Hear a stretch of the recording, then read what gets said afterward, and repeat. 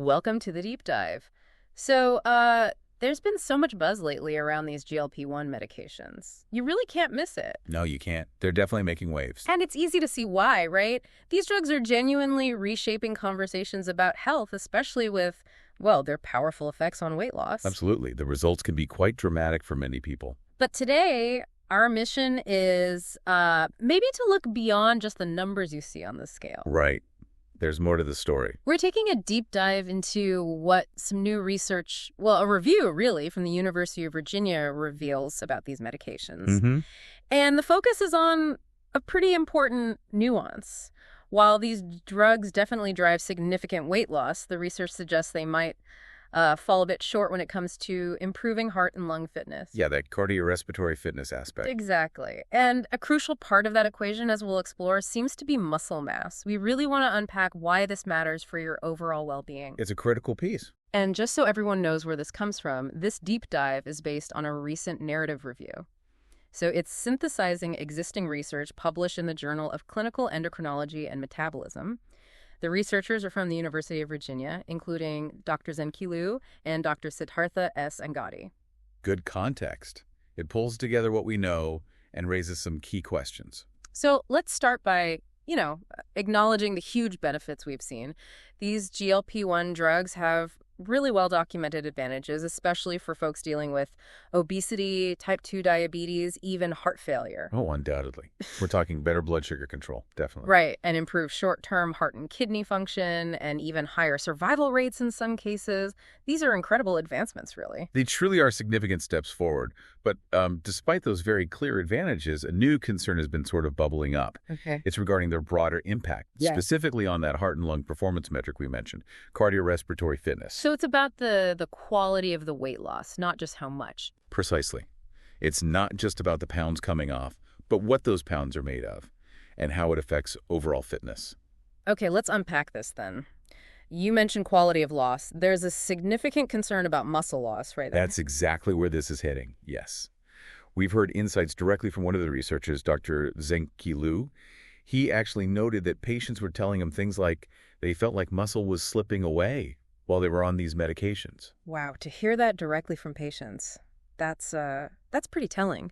Because muscle, I mean, especially the core stuff, the axial muscle that supports your posture and movement, it's just essential, isn't it, for function, well-being? Absolutely essential. It's fundamental to how we move, how stable we are. And losing that lean body mass, I mean, that can increase your risk for cardiovascular disease, for dying from any cause, really, and just diminish your quality of life. It's not just about aesthetics, is it? It's about what your body can actually do. It is absolutely about function, day-to-day function. Yeah. And the data we have on this muscle loss is, well, it's quite stark. So while these GLP-1 drugs are super effective at helping people lose fat, no question there, this weight loss also comes with a loss of what we call fat-free mass. Okay, so fat-free mass, that's everything that isn't fat, like muscle, bone. Exactly. Muscle, bone, organs, water. And muscle itself makes up, maybe 40% to 50% of that fat-free mass. Right. Now, here's the critical part.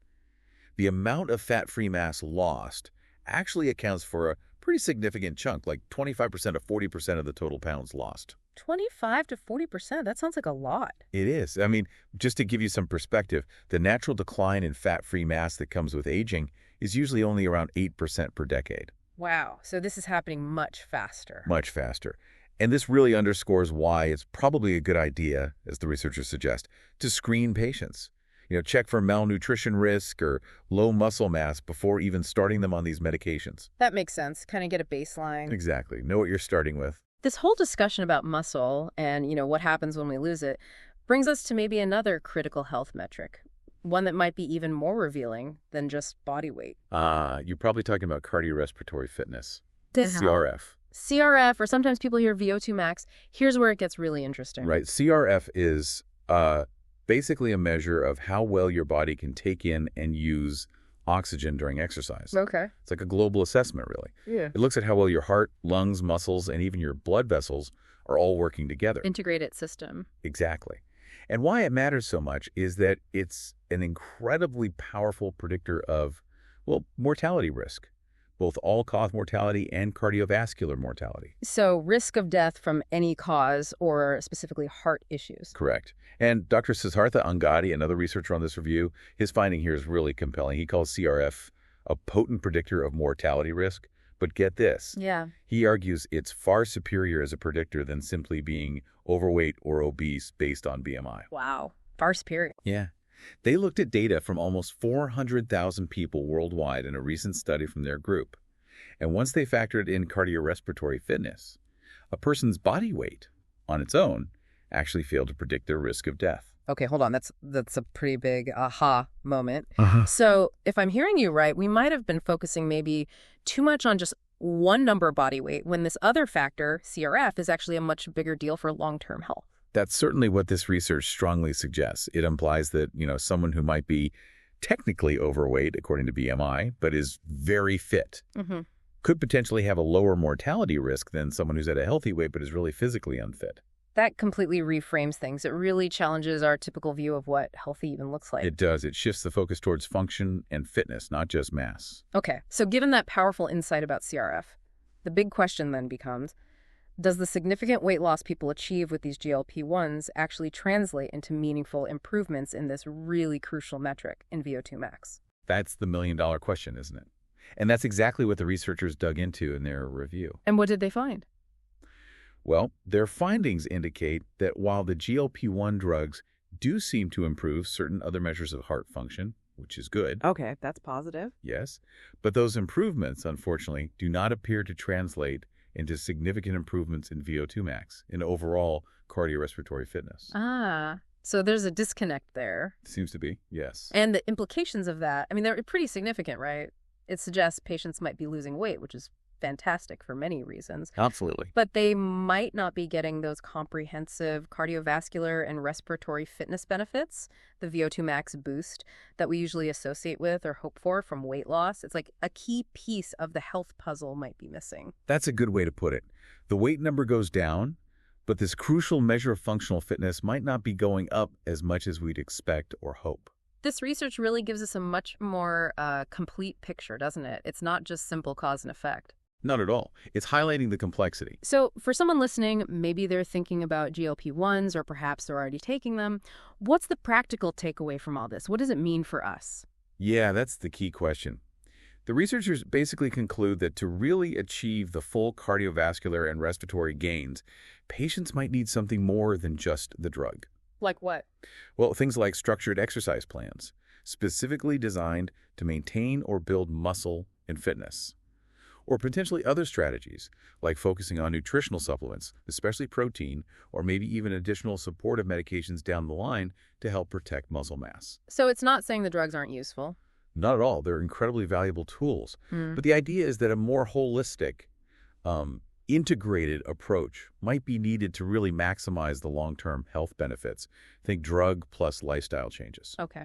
And are there specific recommendations? Yes. The American Diabetes Association actually recommends screening for malnutrition risk and low muscle mass before patients start these GLP-1s. Right. We mentioned that screening earlier. Exactly.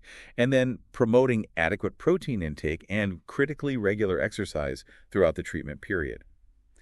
It's about making sure it's truly healthy weight loss, considering the whole body composition, not just shedding pounds indiscriminately. This seems like really practical, actionable advice for anyone navigating this with their doctor.